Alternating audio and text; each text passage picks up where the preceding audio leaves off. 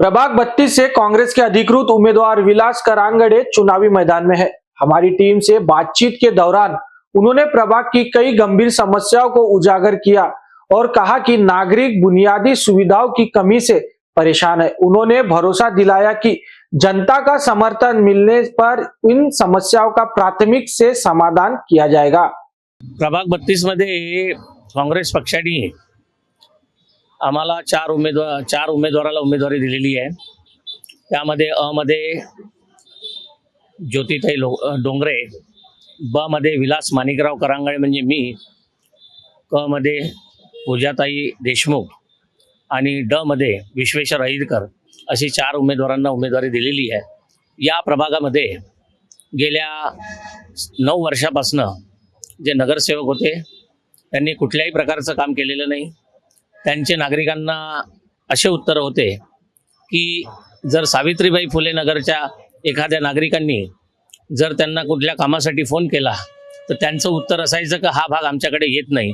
अशा प्रकारचं कार्य या चारही नगरसेवकांनी केलं आणि त्यामुळे या प्रभागामध्ये ज्या अत्यंत महत्त्वाच्या ज्या समस्या होत्या ते दुर्लक्षित झालेले आहे।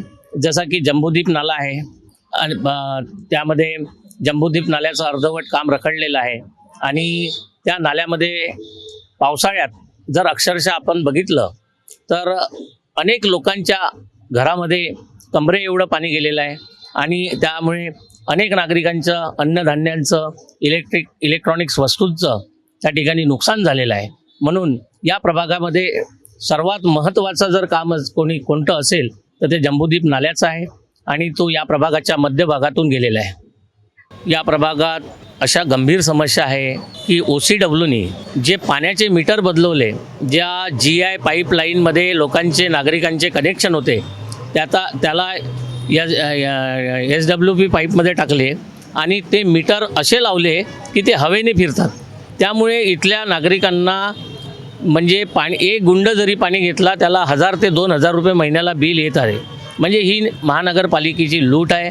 या नगरसेवकांचं कुठल्याही प्रकारचं याकडे लक्ष नाही आणि अक्षरशः आमच्या प्रभागातल्या प्रत्येक नागरिकांची लूट होत आहे।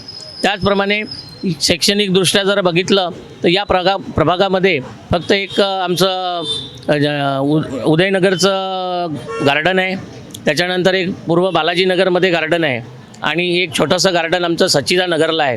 पण कुठल्याही प्रकारच्या गार्डनच्या तिथे व्यवस्था नाही आहे। मुलांना खेळण्यासाठी जे खेळणे लावलेले आहे ते तुटलेले आहे। म्हणजे याकडे कोणाचंही लक्ष नाही आहे। आम्हाला जर या प्रभागामध्ये चारही उमेदवारांना जर निवडून दिलं तर आम्ही या सर्व गोष्टींकडे लक्ष केंद्रित करू आणि सातत्याने कुठल्याही प्रकारचं कुठलंही काम करण्याची आमची शक्ती आहे, हेच मी या ठिकाणी सांगतो आहे।